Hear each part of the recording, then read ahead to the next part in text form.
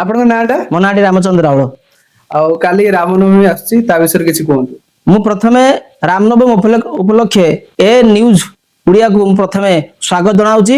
କାହିଁକି ନା ମୁଁ ପ୍ରଥମେ ରାମଙ୍କ ଜନ୍ମ ଏଇଟା ଗୋଟେ ବହୁତ ବଡ଼ର ବିଷୟ। କାହିଁକି ନା ମାନେ ମାନେ ତ୍ରେତୟା ଯୁଗ କତୁରୁ ଆଜି ପର୍ଯ୍ୟନ୍ତ ରାମଙ୍କ ଜନ୍ମଦିନ ପାଳନ ମାନେ ଆଜି ପର୍ଯ୍ୟନ୍ତ ହେଇ ଆସୁଛି। କାହିଁକି ନା ମର୍ଯ୍ୟାଦା ପୁରୁଷ ରାମଚନ୍ଦ୍ର ଯେଭଳି ଭାବରେ ଜଗତକୁ ଉଦ୍ଧାର କରିବା ପାଇଁ ସେ ଜନ୍ମ ଗ୍ରହଣ କରିଥିଲେ ଏବଂ ସେଥିପାଇଁ ଜଗତକୁ ଉଦ୍ଧାର କରିବା ପାଇଁ ତାଙ୍କର ଯୋଉ କାମ, ତାଙ୍କର ଯୋଉ ନିଷ୍ଠା ଆଉ ତାଙ୍କର ଯୋଉ ମାନେ ଭକ୍ତି ମାନେ ଦେଖି ଆଜି ଦୁନିଆ ପ୍ରଭାବିତ, ଜନସମାଜ ପ୍ରଭାବିତ।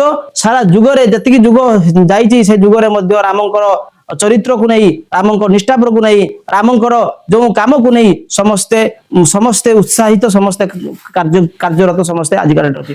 ରାମଙ୍କର ଚରିତ୍ରକୁ ନେଇ ବହୁତ ଲୋକ ଆଜିକା ଡେଟ୍ର ତାଙ୍କର କାର୍ଯ୍ୟକାରୀ କରୁଛନ୍ତି। ଏବଂ ତା ସହିତ ମୁଁ ଆମର ଏତିକି କହିଉଛି ରାମନବମୀରେ ସାରା ଭାରତ ବର୍ଷରେ ରାମନବମୀ ପାଳନ ହଉଛି ଏବଂ ତା ସହିତ ଓଡ଼ିଶାରେ ମଧ୍ୟ ହଉଛି। ଗୋଟେ ଅଛି ସେ ଗ୍ରାମର ନାଁ ହେଲା ସିଙ୍ଗଲା।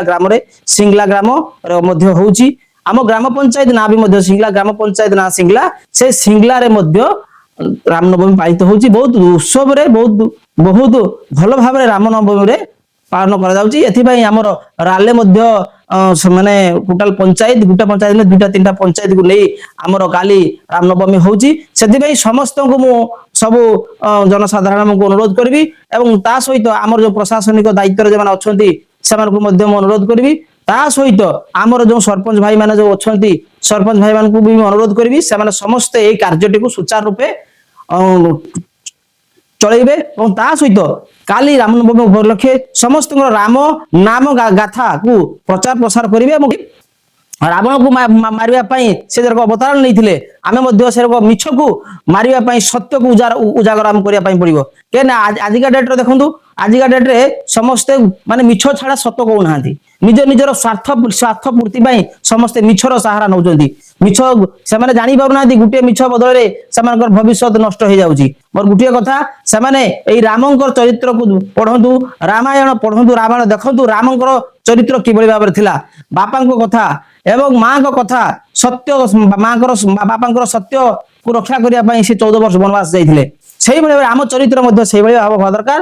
ରାମ ଯେଭଳି ଭାବରେ ତାଙ୍କ ରାଜ୍ୟକୁ ଛାଡି ବାପାଙ୍କ ସତ୍ୟ ପାଳନ କରିବା ପାଇଁ 14 ବର୍ଷ ବନବାସ ଯାଇକି ସାରା ଜଗତକୁ ଉଦ୍ଧାର କରିଥିଲେ ରାବଣ କବଳରୁ, ସେଇଭଳି ଭାବରେ ଆମେ କିଭଳି ଭାବରେ ମିଛକୁ ତ୍ୟାଗ କରି ସତ୍ୟର ପଥକୁ ନେଇ ଆମେ କିଭଳି ଆମର ଯୋଉ ସମାଜକୁ କେମିତି ଆଲୋକିତ କରିବା, ସମାଜରେ ଲୋକମାନଙ୍କୁ କିଭଳି ଭାବରେ ଆମେ ଦିଗ୍ଦର୍ଶକ ହବା ଏବଂ ତା ସହିତ ଆମେ ଲୋକମାନଙ୍କୁ ମଧ୍ୟ ଠିକ ତାଙ୍କ ବାତାବରଣ ଦେବା, ତା ସହିତ ଜନସେବା ମଧ୍ୟ କରିବା। ଯେଭଳି ଭାବରେ ରାମ କହିଥିଲେ ଯେ ନିଜ ପାଇଁ ବଞ୍ଚିବା, ସେ ବଞ୍ଚିବା ନୁହେଁ, ତାକୁ ମନୁଷ୍ୟ କୁହାଯାଏ। ଅନ୍ୟ ପାଇଁ ବଞ୍ଚିବାଟା ସବୁଠାରୁ ମହତ୍ୱପୂର୍ଣ୍ଣ। କାହିଁକି ନା ଅନ୍ୟର ସୁଖ ଦେଖିଲେ ବା ଅନ୍ୟର ଖୁସି ଦେଖିଲେ ତମର ନିଜର ଉନ୍ନତି ହୋଇଥାଏ।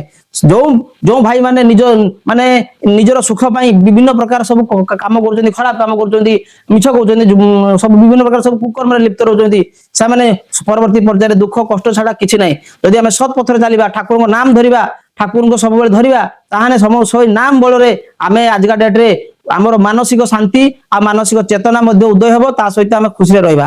ଏତିକି କହୁଛି ମୁଁ। ସମସ୍ତେ ଆମ ରାମନବମୀ ଆମ ଓଡ଼ିଶାବାସୀ ଏବଂ ତା ସହିତ ସବୁ ଗ୍ରାମାଞ୍ଚଳରେ ମଧ୍ୟ ଠିକ ମାନେ ଉଲ୍ଲାସର ସହିତ ପାଳନ କରନ୍ତୁ।